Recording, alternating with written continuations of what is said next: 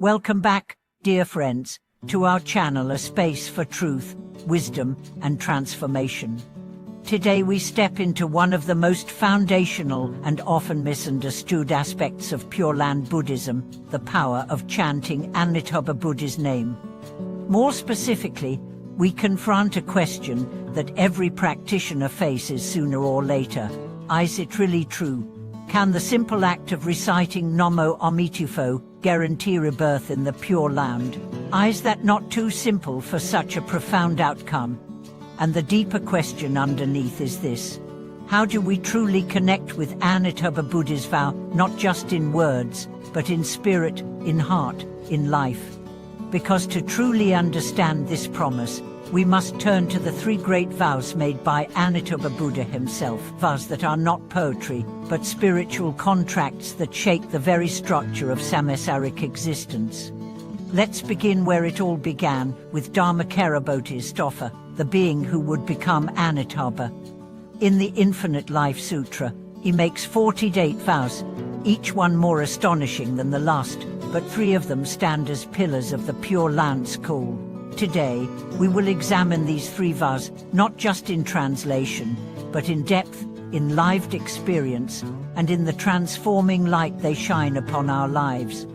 The first vow: if when I attain Buddhahood, beings in the 10 directions who sincerely wish to be born in my land, recite my name even 10 times, and are not reborn there, then I will not attain perfect enlightenment. This is the famous 18th vow, the essence of the Pure Land path. This vow is radical. It flips the usual model of self-powered liberation on its head. In most Buddhist paths, the burden is on the practitioner to purify, to practice, to renounce. But Amitabha says, just call my name. Not as a lazy alternative, but because he has already done the work for us. This is not magic.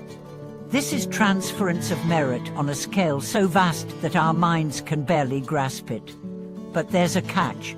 The vow is conditional on sincerity, sincerely wish to be born.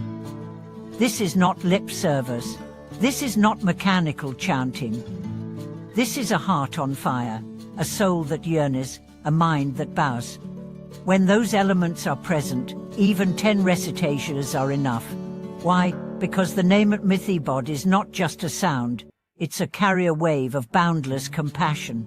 But if you chant with a divided mind, with one eye on samsara, one foot in doubt, one hand clinging to ego, the connection doesn't form, not because Amitabha turns you away, but because your frequency does not align with his.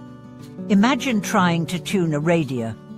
If you're even slightly off, the signal is static. Only when the dial clicks into place does the transmission come through loud and clear. That click is faith. That tuning is sincerity. The second great vow is this: when I become a Buddha, my light shall shine boundlessly, illuminating all worlds, without hindrance.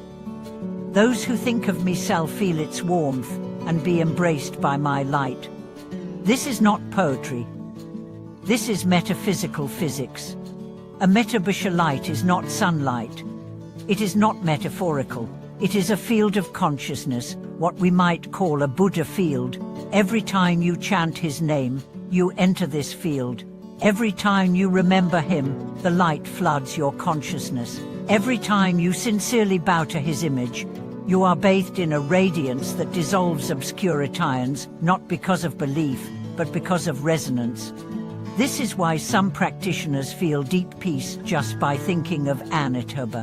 Why some report dreams, visions, or a presence behind them during chanting. It's not imagination. It's connection.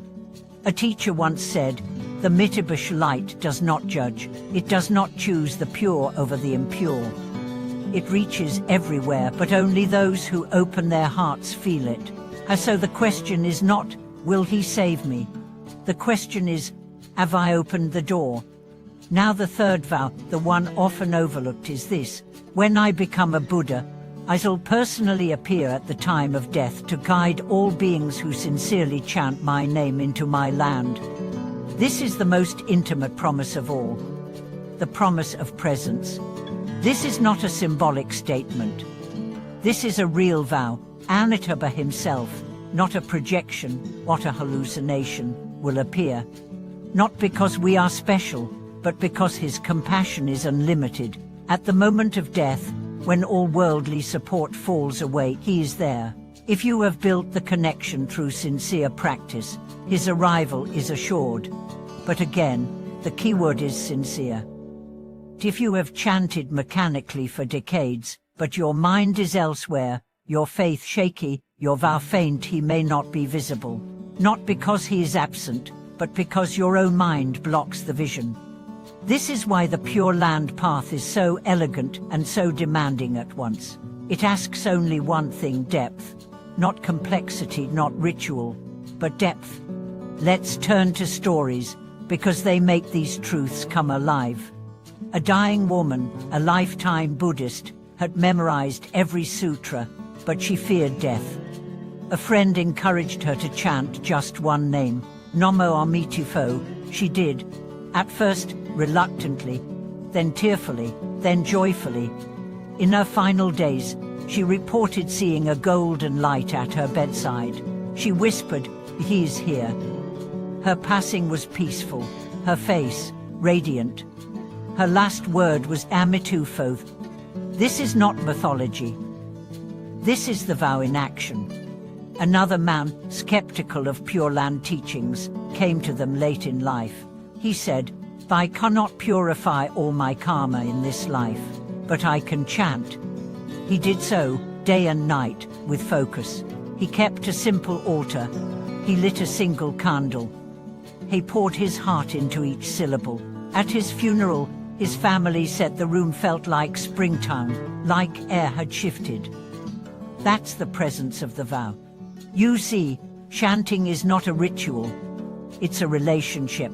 With every Namo Amitabha, you are dialing the number of Amitabha, and he always answers. But are you really calling, or just mouthing the digits? That's the turning point. So, can chanting guarantee rebirth? Yes. But not chanting alone. It must be faith-infused, vow-rooted, and sincerely lived. The name itself is pure. Its power is unquestionable. But your mind is the gate, and only you can open it. Thank you so much for watching this video. If you've ever had doubts about chanting, or if you've experienced the grace of Amitabha Shiva's firsthand, please share your story in the comments. Your journey may be the light someone else is searching for. And if you found today's message helpful, please like, subscribe, and turn on notifications.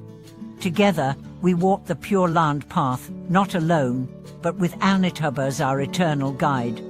Until next time, may your faith deepen, your vow strengthen, and your heart overflow with light. Namo Amitabha.